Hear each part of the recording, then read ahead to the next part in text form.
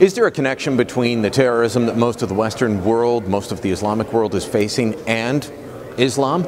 Well, lots of people would say yes, but NDP leader Thomas Mulcair, in attacking the government's position on Bill C-51, says there's too much focus on Islam. Mr. Speaker, today the U.S. is holding a global summit on countering violent extremism.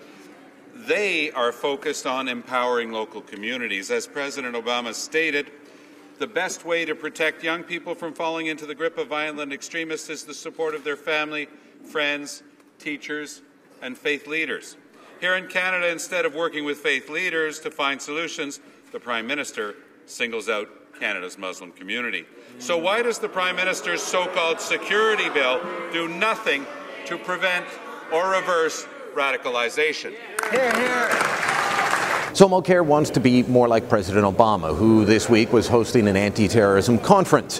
What's Obama saying about Islam and terror? Actually, quite a bit. So just as leaders like myself reject the notion that terrorists like ISIL genuinely represent Islam, Muslim leaders need to do more to discredit the notion that our nations are determined to suppress Islam, that there is an inherent clash in civilizations. Everybody has to speak up very clearly that no matter what the grievance, violence against innocents doesn't defend Islam or Muslims, it damages Islam and Muslims.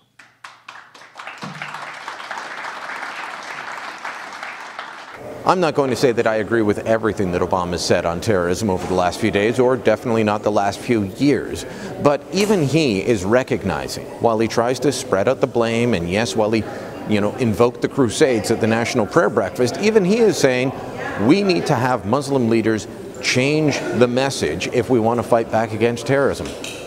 Well, if that's the case, doesn't that mean there's a connection between terrorism, or violent extremism as he puts it, and Islam? Politicians never like to say these sorts of things, but what we need if we're going to fight back is not obfuscation, but clear language and clear thinking, something that's far too often missing in this place.